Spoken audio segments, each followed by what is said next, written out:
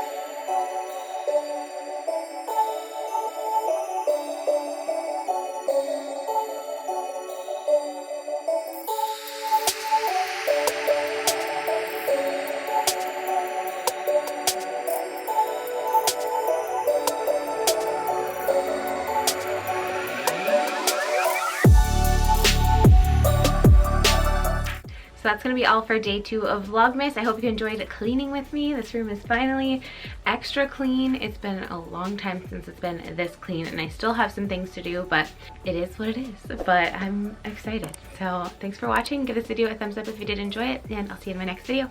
Bye.